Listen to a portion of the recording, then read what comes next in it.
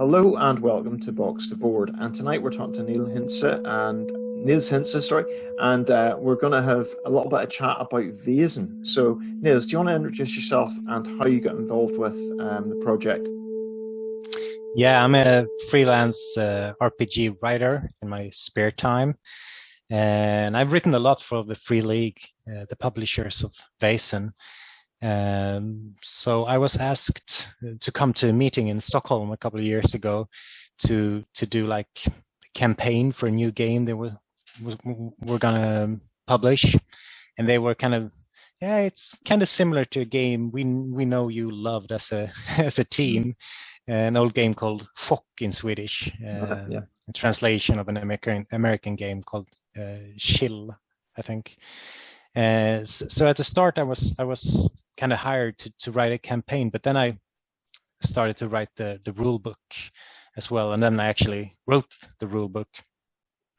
So a difference to Tales from the Loop, which I've also written, is that many of the ideas were in place when I entered it, and I kind of wrote them, and I discovered that this game is actually based on this book by Johan Egerkrans, Nordic Vaesen, about Swedish folklore.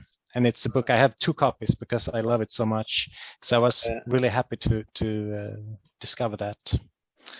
Yeah.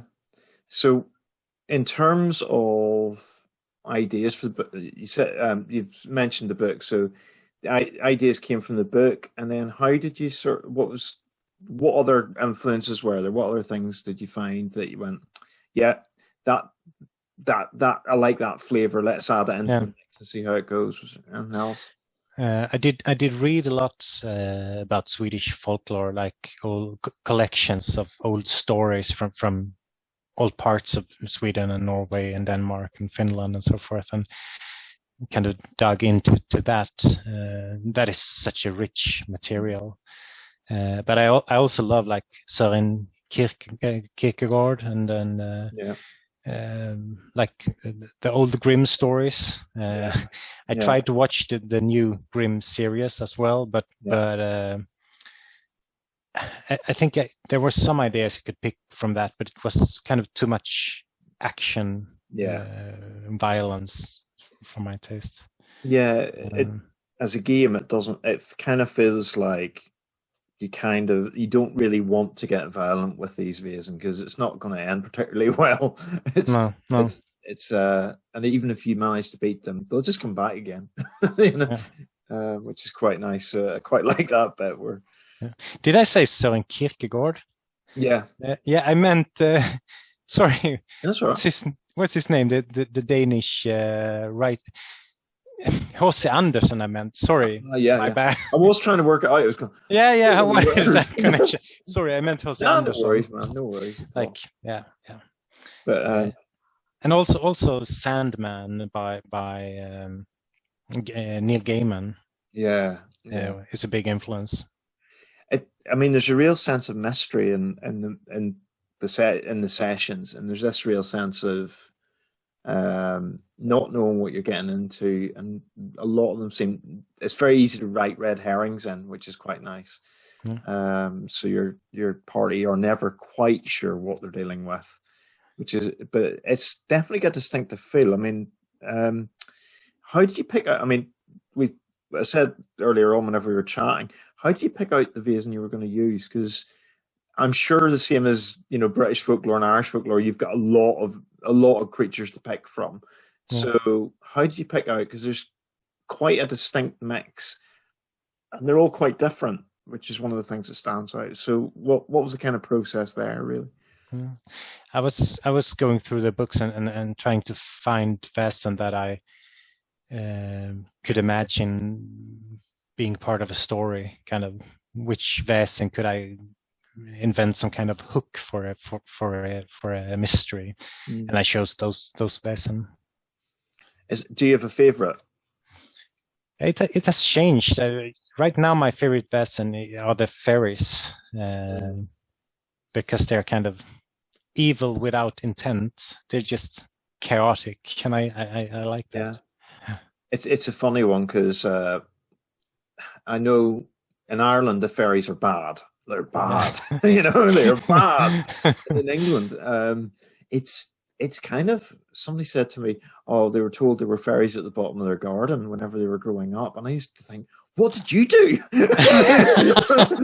What were they punishing you for? It must have been really bad. Yeah. But apparently they're not too evil here. It's a very, very different way of looking at it. I mentioned before, the Spiritus is one that I just gives me the creeps. That thing is fantastic. Yeah.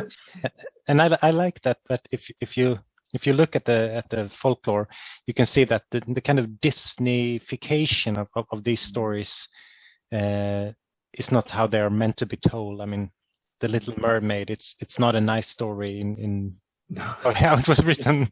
No. And Frost with Elsa and so forth. It's not nice stories. And I like Vaesen to be like the original stories. Yeah, it felt like they were kind of warning tales a lot of the time. Yeah. So don't go out into the forest. It's dangerous. There's things out there. The reality is they're probably wolves, but at the end of the day, that'll kill you just as much as a werewolf. Yeah. And they're kind of truer as well. I think, life is kind of dangerous and harsh, and people do freeze to death if they don't have like matches, like the little So I think they depict life better than the Disney stories. Yeah, I love, it's like the thing about I believe I can fly. Go on then. Anytime you fancy, go for it. But one of the things that really struck me was that there is this element of the players go on a journey to somewhere. They prepare for it. There's a real depth to the game, and it's something that I really, really like about it, is that, even down to one of the upgrades you can get is, I can't remember what you call it, but it's basically like a record of everything that happens, and there's that sense of it's. I think this is a really strong campaign game, which really is really nice actually, because it's accessible, but there's a lot of depth there, which is it's a bit of a sweet spot, to be honest. It's not the easiest thing to get in games. You often find they're really hard to play and there's a lot of depth, or they're really easy to play and you can play them for one shots and they're brilliant, but you kind of play them 6 times and you don't really want to play them for year after year. With this, I could see this going on for months quite easily, which is really nice actually. One of the things that we're trying to do is look at how GM, for new GMs, what would be the components that you would say would make a really good mystery? If you wanted to make a session or a scenario, what would, have you got any tips? This is for me actually as much as anybody else. Making a scenario up, what would be the elements for Vaesen that you would say would be really good? I would say I always think that the structure of scenario and campaign is important. How you kind of put the nodes in relation to each other, and how it starts and how it ends. And I think there is a structure in the mystery section of the book. And I mean, if you're unsure of how to write mysteries, I would just go with that structure. Just use it, because you can make so many variations of the content inside it. You can look at it and think that this is for beginners, but I think you can play campaigns with just the same structure, with the trip and then like the beginning and then the different places and the end. So I would just go with a pre-written structure and just fill it with whatever I really like. Yeah, because I mean, stories work like that wherever you go. Every story's got a beginning, a middle, and an end, and it's picking out those bits that you think, right, how are we going to mix this up now? And here we have the chaos factor of the players as well. They will mess it up, so they won't recognize the structure. It takes about 5 minutes normally. That's great. That's good. But it's good fun. I mean, and the thing that really strikes me about this is, in terms of, I don't really know anything out there that's the same as this at the minute. I'm looking at it at the side here and just thinking, I don't know any game that has got quite the same feel of it. And I love the fact that the time of it in history, just at that bit where industrialization is kind of getting going, but it's not really there yet. It's just starting to edge across. What was the decision? How did that decision come about in terms of the game? Just picking the 18. In my head, it's 1850s, but I don't know if it really is. But around that period. Yeah. I think from the start it was we started with Johan Egerkrans' book, and it is kind of, it doesn't say that it is from the 19th century, but I mean the clothes and stuff, it's just like 19th century. So that was a decision that was taken already from the start, that it should be in that time period. But then, I mean, there are many aspects of that time period that we choose to kind of highlight, the breaking point between modernization and an older time and so forth, urbanization and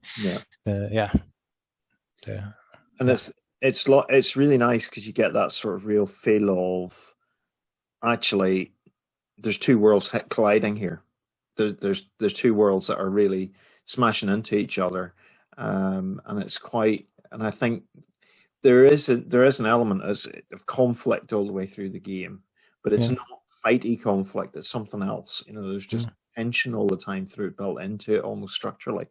And it's not structure that there are evil monsters against the good characters. Because I think that is dull. We try to write it as you say, a conflict in the theme of the game rather than in just you get it. What I mean, it's not good versus evil. It's more more nuanced than that. It's kind of how almost the evolution of culture, the evolution of the culture, and the implications of that, I suppose. I